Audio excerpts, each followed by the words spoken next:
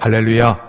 복된 주일 아침 죄전을 찾으신 여러분들에게 하나님의 은혜와 평강이 함께 하시기를 축복합니다.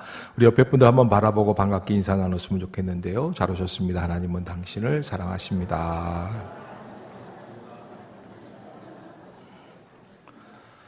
아마 2015년도 가을이 오늘 또 다음 주 정도까지 절정이 아니겠는가. 가을 그러면 단풍놀이인데 지금 아마 설악산 단풍이 오늘이 이번 주가 마지막 절정이라고 하고 벌써 이제 지리산까지 단풍이 다 들었다고 합니다.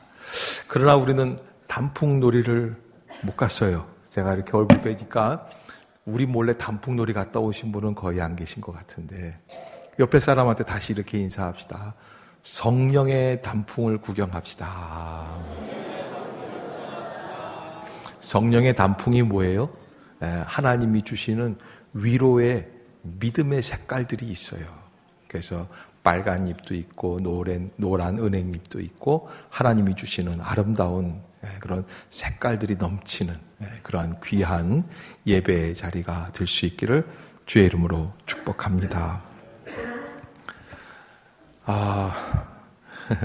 지난 22일 청와대에서 대통령과 함께 여야 원내대표들이 모였습니다. 소위 오자회동이라는 것을 하였습니다. 회의가 다 끝나고 청와대를 나오는데 믿을 수 없는 일이 일어났어요. 박 대통령이 따라 나오면서 가는 이제 대표들을 한 사람 한 사람 인사를 하는데 새정치연합의 이종걸 원내대표에게 툭 이런 말을 했다는 거예요. 그때 왜 저보고 그년 2년 그런 거예요? 그랬다는 거예요. 아시는 분은 좀 이 얘기에 대해서 좀 아실지 모르겠는데 지난 12년도 8월에 박근혜 대통령 후보로 나와서 이렇게 이제 선거 운동을 막 했을 때 이종걸 원내대표가 그때 당시에 이제 새누리당의 여러 가지 선거 공천 헌금 받는 거 이런 것 때문에 얘기를 하다가 공천은 장사입니다. 장사의 수지 계산은 직원의 몫이 아니라 주인에게 돌아가지요 하고 자기 트위터 SNS 문자로 핸드폰이 있지 않습니까? 거기에 이렇게 올린 거예요. 그런데 그 다음 말이 그들의 주인은 박근혜 의원인데 그러면서 그녀 서슬이 팔에서 사과도 하지 않고 얼렁뚱땅 넘어갑니다. 뭐 이렇게 이제 박근혜 대통령을 약간 이제 비하하면서 이렇게 얘기를 했는데 그때 좀 이종걸 의원이 실수로 그녀 서슬이 팔에서라는 말을 거기다 니은을 더 붙였어요. 그러니까는 그걸 보고 이종걸 의원도 자기가 보고 깜짝 놀란 거예요. 트위터에 올라온 걸 보고 아니 내가 왜 이런 실수를 했지. 아무리 적이지만 그래도 다음 대통령이 될 뿐인데 그래서 자기 트위터에 또 올렸어요. 이거 사실 제가 오타입니다. 그 니은이라고 한 거는 오타고 본의 아닌 표현이 요기돼 듣기에 불편한 분들이 있었다면 유감입니다. 라고 이종걸 의원이 12년도 8월 달에 트위터의 상으로 다 이미 사과를 했대요. 그런데 그게 3년 동안 박 대통령 마음에 이렇게 있다가 엊그제 만났을 때 가려고 그러는데 이종걸 의원한테 오늘 보니까 말씀 참 잘하시네요. 차분히 긍정적인 말씀도 많이 하시고 그런데 왜 그때 저보고는 그년 2년 했어요. 이제 약간 웃자고 농담 삼아 했는데 그럼 좋은 뜻으로 했어요. 박 대통령은. 앞으로도 그렇게 계속 좋은 방향으로 말씀을 하시면 정치에 참 좋은 일이 있을 겁니다. 이렇게 했는데 사실은 왜 그때 저한테 그년 2년 그랬어요? 하루 요것만 딱 띄워놓고 보면은 제가 이번에도 깜짝 놀란 게 정치인들은 무섭다. 아니 이미 박근혜 대통령은 승자예요. 그렇죠? 누가 보나 이종걸 의원하고 비교했을 때에 박 대통령이 훨씬 여유가 있어요. 왜? 자기는 현재 정권을 잡고 있는 집권당의 총수이기 때문에 그래요. 그런데도 그 박 대통령 마음 가운데는 뭐가 남아있어요? 3년 전에 그 얘기가 남아있는 거예요. 그런데 제가 박근혜 대통령을 정치적으로 공격하려고 이 말을 하는 게 아닙니다. 저는 오늘 여러분들에게 뭘 말씀을 드리려고 말씀을 드리냐면, 용서하는 게 쉬워요, 어려워요? 어려워요. 용서가 잘 안 돼요. 용서한다고 말하지만 말뿐이지 마음에는 용서가 잘 안 돼요. 여러분, 저는요, 여자분들 이렇게 신방을 가서 이렇게 뵈면은 이제 되게 기도 제목을 이야기할 때, 아빠 위해서 기도 제목을 얘기할 때 이렇게 얘기를 해요. 우리 아빠가 건강했으면 좋겠어요. 직장에서도 잘 됐으면 좋겠어요. 그러다가도 아유, 제 말 좀 잘 들었으면 좋겠어요.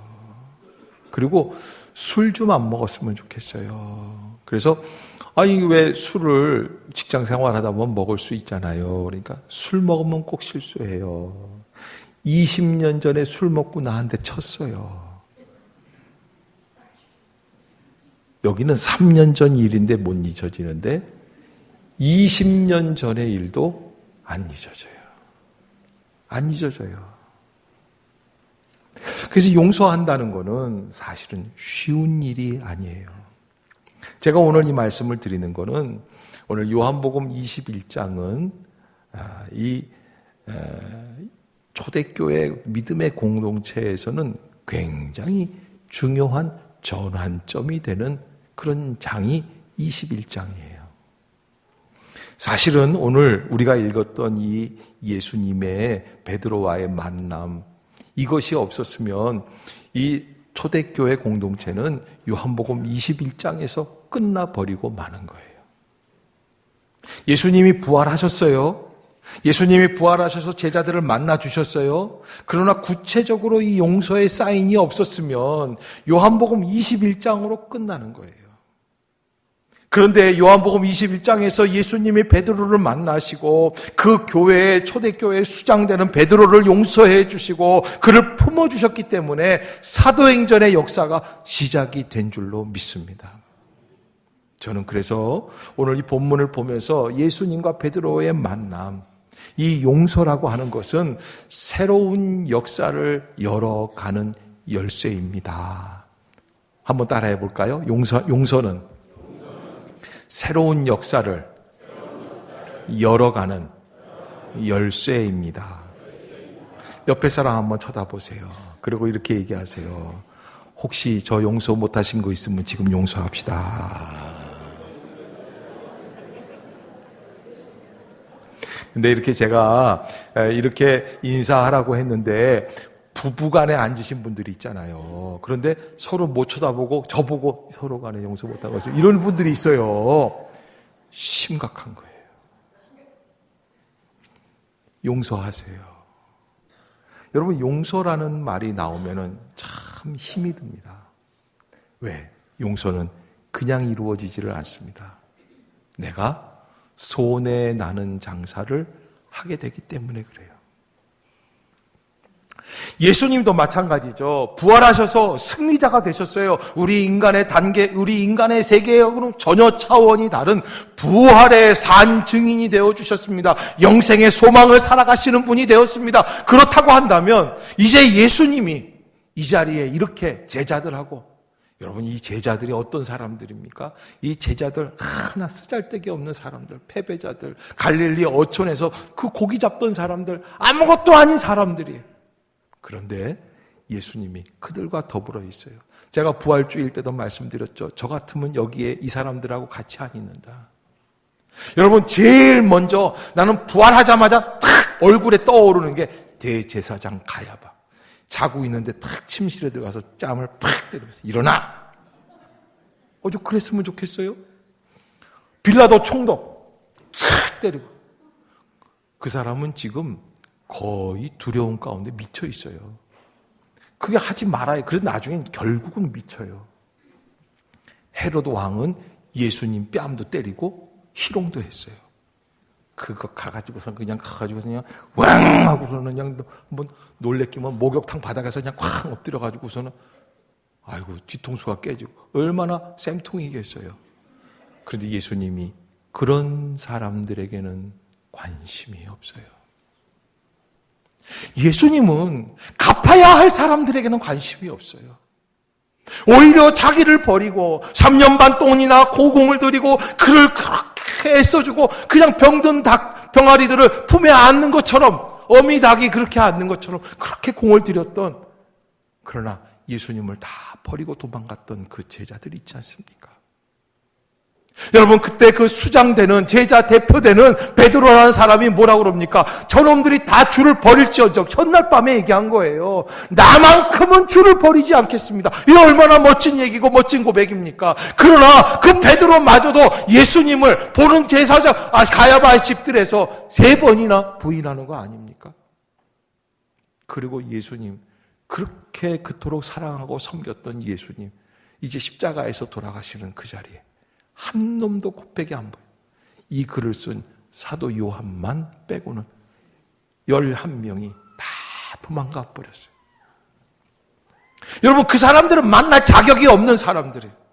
어디 나서서 내가 예수님의 제자라고 말할 자격이 없는 사람들이에요. 그런데 예수님은 그 제자를 찾아가십니다. 의심 많은 도마에게 말씀해 주십니다. 도마야, 내 손을 들어서 내 오른손에 못자국 난 자국을 한번 만져보고 내 오른편 옆구리에 창자국에 네 손을 한번 넣어보고 믿음이 없는 자가 되지 말고 무슨 자가 되어라? 믿는 자가 되어라. 예수님이 그를 보다듬습니다. 믿음이 없는 자가 되지 말고 믿는 자가 되어라. 여러분, 그 도마, 깐깐하기 이를 데 없는 사람. 여러분, 아니 우리 집에서 쓰는 도마도 얼마나 깐깐합니까? 칼질을 해도 그 나무판에 상책이 하나 안 나요. 뺀돌뺀돌한 도마. 아주 히브리어 도마하고 우리나라 도마하고 좀 그렇게 말뜻이 상통하는지 모르겠어요. 저 같으면 그런 걸 뭔 제자라고 생각을 하고, 그 사람 내가 손으로 보고 만지고 느끼지 않으면 내가 주님이사. 아니, 제자들 10명이 다 주님 부활하셨다고 그러는데 거기서 끝까지 버티는 건 무슨 고집입니까? 그러나 주님은 그 도마를 버리지 않습니다. 도마야, 좀 만져봐라. 그런데요, 오늘 요한복음 21장에 15절부터 나와 있는 이 베드로는 사실은 예수님 부활하신 사건이 베드로에게는 굉장히 두려운 사건이에요. 걱정이 되는 사건이에요. 왜냐하면 예수님 죽으시기 전에 대제사장 가야바의 뜰에서 신문 받을 때, 그때 예수님을 3번 부인한 사건은 예수님과 베드로 자기만 아는 사건이에요. 그러니까 베드로에게는 예수님 지금 부활하신 사건 자체가 이게 환영할 만한 사건이 아니에요. 자기의 치부를 드러내는 거예요. 여러분, 예를 들어서 자기가 돈 꿔준 사람 한 1억을 내가 꿨는데 누구한테, 김씨가. 그런데 김씨가 타고 가던 차가 뒤집어가지고선 죽었습니다. 많은 사람이 다쳐서 죽었다. 그러면 이 돈 꾼 사람은 뭐라고 기도할까요? 주여, 김씨도 죽게 하여 주시오. 왜? 그러면 뭐가 날아가고 뭐가 없어지는 거예요? 1억이 없어지는 거예요. 그런데 다 죽고 김씨만 살아남은 거예요. 그거보다 더 두려운 것이 베드로의 앞으로의 인생이 없는 거예요. 왜? 제자로서 지금까지 그래도 제자의 수장으로 남아 있었던 사람인데 이제 다른 제자들한테 무슨 얼굴로 자기가 베드로 사도라고 얘기를 할 수 있겠습니까? 이제 공동체가 끝나게 생긴 거예요. 없어지게 생긴 거예요. 그런데 예수님은 이 베드로가 예수님 부활하신 모습을 보고 너무 심란하고 곤고하니까 갈릴리에 고기 잡으러 간다고 내뺐습니다. 여러분, 이 내뺀 그 베드로를 예수님이 또 찾아가십니다. 어렸을 때 말이죠. 초등학교 때 친구가 누구랑 싸운다고 그러더라고요. 근데 남자애들 싸울 때 뭐라고 그러냐면 꼭 싸우기 전에 이런 얘기를 해요. 나 말리지 마. 나 아무도 말리지 마. 나 오늘 쟤하고 한번 싸워야 되겠어요. 그래서 나는 싸운다고 말리지 말라고 그래서 안 말렸어요. 늘 신나게 얻어맞았죠, 그 친구가. 네? 등치 큰 놈한테 덤벼가지고.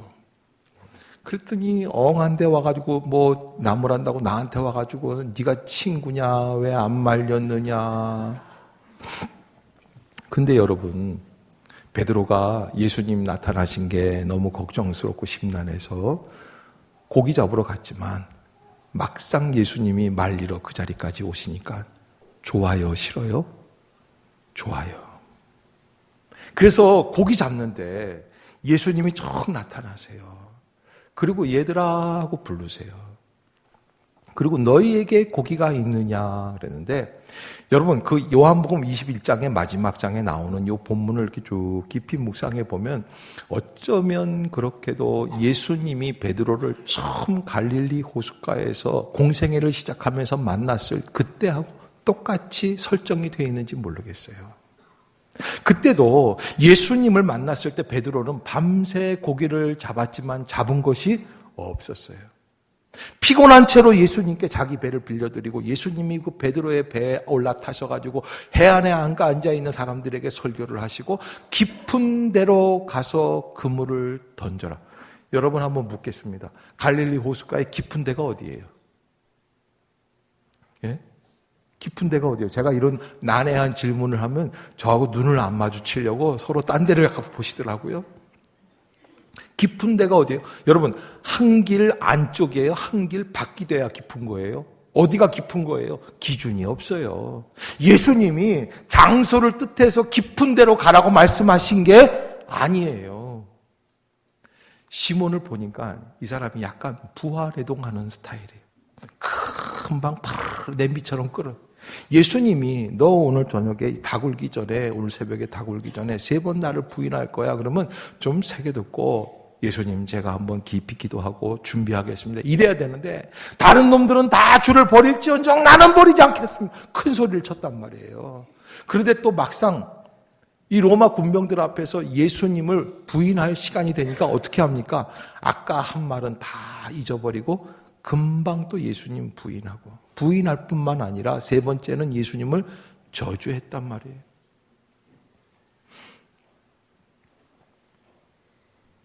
여러분, 그래서 예수님이 베드로에게 뭐라고 말씀을 하시냐면 어디로 가라? 깊은 곳으로. 여러분, 바다 깊은 속에 들어가는 걸 심연이라고 그래요. 깊은 속에 들어가면 무슨 소리가 들려요? 아무 소리가 안 들려요. 저 위에서는 풍랑이 일어도 깊은 바다에서는 잠잠한 평안이 있잖아요. 예수님이 말씀해 주신 첫 번째 메시지가 너는 좀 깊은 신앙인이 되어라. 뭘 하면 그냥 팍 끓고, 그냥 어떤 사람들은요, 이렇게 얼굴 표정 보면 자기가 어떤 감정이 있는 걸 나에게 보여주고 싶은 거예요. 그냥 내가 지금 이렇게 막 어쩔 거예요, 그래서. 여러분, 우리는 어떤 자리에 있어야 될 사람들입니까? 대답들 안 하는 거예요. 어떤 자리에 있어야 돼요? 깊은 자리에 있어야 돼요. 깊은, 웬만하면 휘둘리지 말아야 돼요. 그게 하나님의 은혜예요. 근데 오늘 예수님이 두 번째, 이제 이 요한복음 21장에서 베드로를 또 다시 만나셔서 베드로, 야고보, 요한, 안드레 이 4사람의 이 어부들이 가서 고기잡이하고 있는 그 자리에서 예수님이 뭐라고 말씀을 하시냐면 이렇게 말씀을 하시는 거예요. 너희들 고기가 있느냐? 우리가 없습니다. 그러니까 예수님이 이렇게 말씀을 하시는 거예요. 그물을 배 오른편에 던져라 그러시는 거예요. 여러분, 오른편이 여러분 어디예요? 예? 좀 뭐 말을 하면 반응이 있어야지. 우리 이장로님만 앞에서 이쪽입니다. 그러면. 예? 여러분 오른편이 어디예요? 이쪽이죠. 저한테는 오른편이 어디예요? 이쪽에. 어디가 맞아요? 여러분 이거는 지리적인 오른쪽을 얘기하는 게 아니에요. 영적인 오른쪽이 되어라. 박근혜 대통령도 이종걸 의원에게 그 얘기한 거예요. 왜 나한테 그년 2년 했어요? 라고 얘기한 거는 좀 정치적으로 한번 긍정적으로 살아봅시다. 이 얘기를 한 건데 이게 사람이다 보니까 말을 할 때 그런 식으로 표현이 된 거죠. 여러분 예수님이 베드로에게 너 그때 왜 3번 나를 부인했어? 그러고 얘기했으면 예수님은 아니에요. 그런데 예수님은 어느 쪽이라고 그러셨어요? 오른쪽으로 그물을 던져라. 야, 생각할수록 기가 막힌 얘기 아닙니까? 나만 기가 막히고 코가 막힙니까?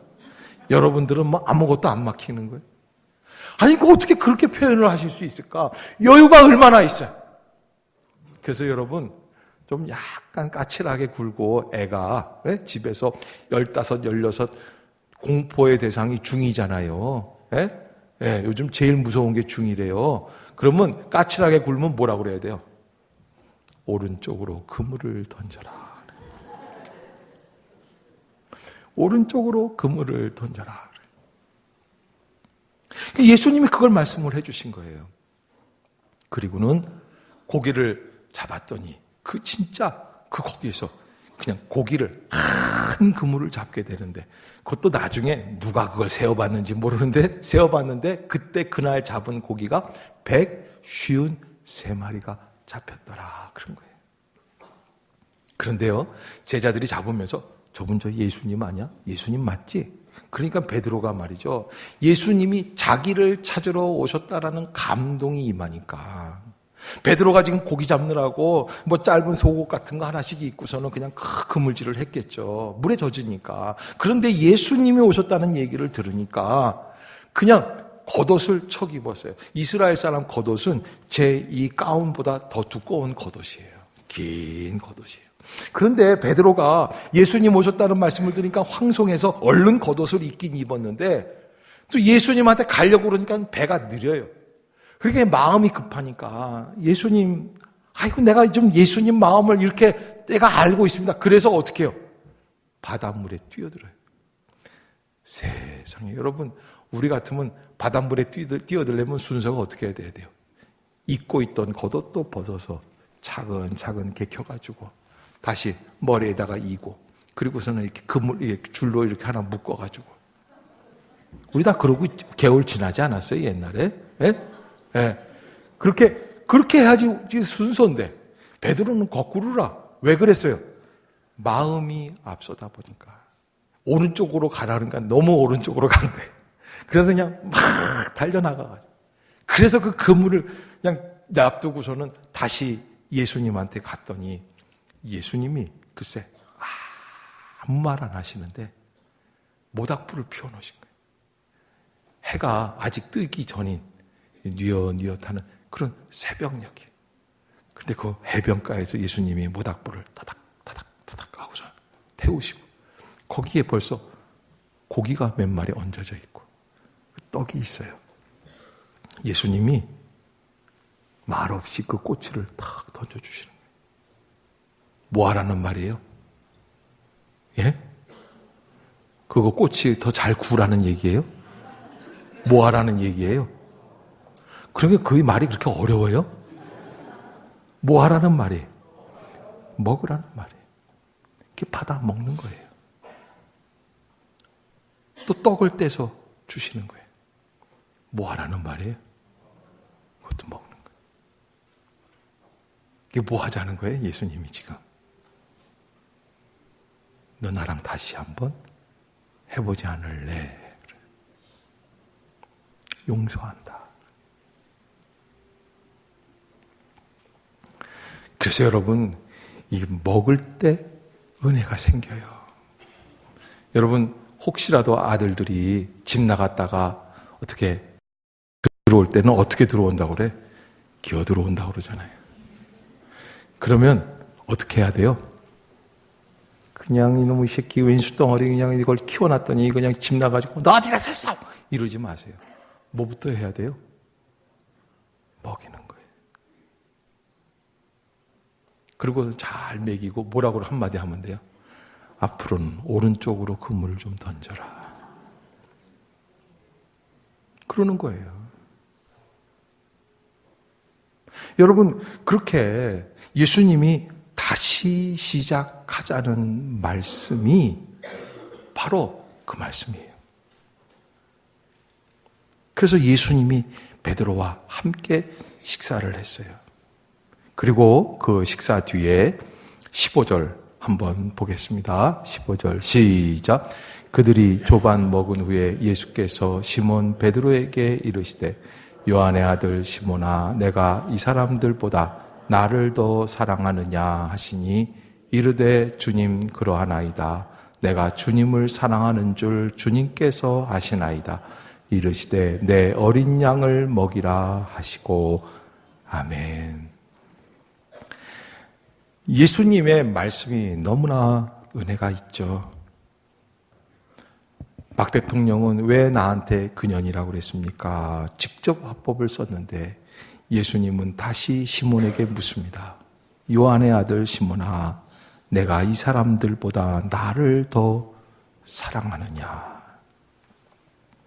예수님 붙잡히시기 전날 밤에 내가 저 사람들보다 더 주님을 사랑합니다 라고 얘기했던 그 베드로, 예수님을 배반하고 3번 부인했던 그 순간은 다 없애고 다시 전날 밤에 성찬을 베풀어 주시며 떡을 떼어 주시던 그 순간으로 다시 돌아가서 베드로를 묻습니다.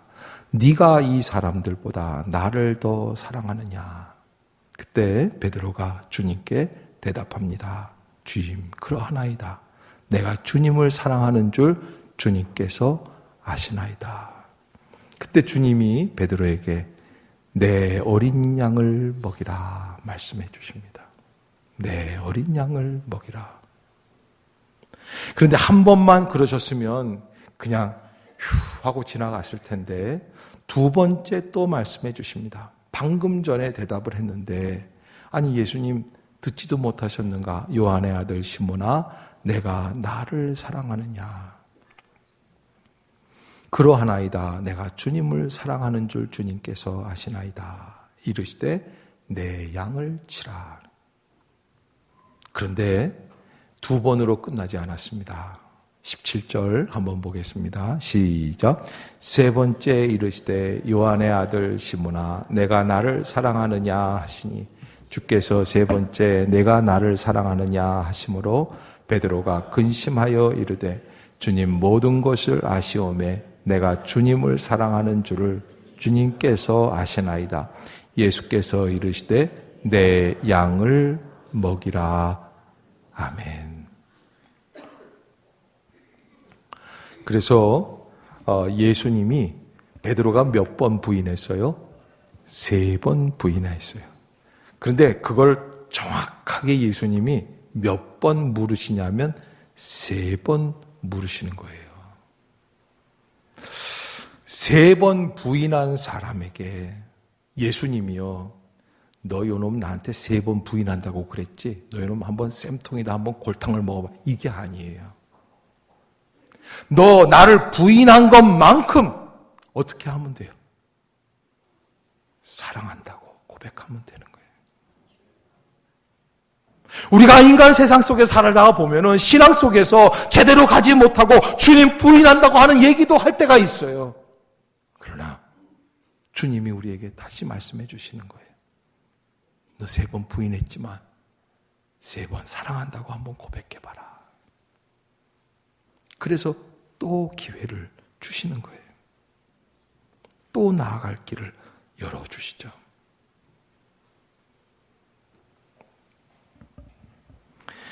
여러분, 그날 예수님과 베드로는 식사를 나누었습니다. 떡을 떼어 주셨습니다. 그날뿐만 아니라 십자가에 못 박히시기 전날 밤 최후의 만찬을 베푸셨을 때에도 주님이 주셨던 떡, 주님이 흘려주신 그 피의 잔은 용서의 식탁이었습니다. 우리가 어떠한 길로 나아가든지 감당치 못할 자리에 있든지 용서받지 못할 죄를 지었어도 주님은 또 식탁을 베풀어 주실 줄로 믿습니다. 사랑하는 성도 여러분, 요즘 세상을 보면 세상에 가능성이 없다고 그래요. 앞으로 석 달 뒤에, 3년 뒤에, 아니 30년 뒤에 이 땅이 제대로 공존할 수 있겠느냐라는 얘기들을 하고 있어요. 미래가 안 보인다는 얘기예요. 그러나 우리의 삶 속에서 굵직한 경제적인 프로젝트는 없더라도 그러나 미래를 열 수 있는 가장 중요한 것은 예수 그리스도의 십자가의 용서인 줄로 믿습니다. 용서가 새로운 출발입니다. 용서받는 것이 은혜고 용서하는 것이 시작입니다. 그때 주님께서는 우리에게 새로운 미래를 열어주시는 줄로 믿습니다. 사도 요한은 그런 의미에서 요한복음 21장 맨 마지막 장에 예수님이 베드로를 용서하시는 이 식탁의 자리를 한 번 더 쓰게 된 것입니다. 그렇지 않았으면 초대교회는 시작될 수 없었습니다. 여러분, 가을이 깊어갑니다. 모든 계절, 모든 자연이 오곡백과를 연그러가고 있습니다. 결실하고 있습니다. 그때 우리도 해야 할 일이 있습니다. 부부간에, 가족간에, 회사에서 동료간에, 지역 안에서 이웃간에, 또 교회 안에서도 용서할 수 없었던 일이라도 지금 이 순간 예수님이 주시는 그 식사를 받으면서 용서할 수 있기를 주의 이름으로 축복합니다. 기도하겠습니다.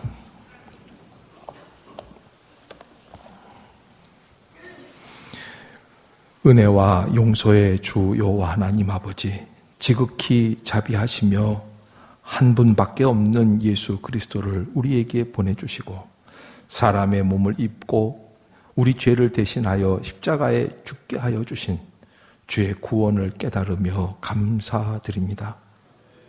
주님께서 단번에 자기 몸을 들이사 온 세상의 죄를 속량하시고 완전하고 거룩하신 희생의 제물이 되어 우리의 고통을 대신하여 죽으심을 기념하는 성례를 세우신 것을 깨닫습니다. 다시 오실 때까지 이 예식을 행하라고 말씀하셨기에 주여 비옵기는 우리의 기도를 들으시고 성령님께서 이 떡과 잔에 은혜를 베푸시고 거룩하게 하여 주시어서 주님이 세우신 성례대로 이루어 가게 하여 주시옵소서. 영생의 떡과 구원의 잔을 받고자 하오니 생명과 은총을 주시는 성령님의 도우심이 이 베푸신 상에 함께하여 주옵소서. 예수님의 이름으로 기도드리옵나이다. 아멘. 장로님들 나오시죠.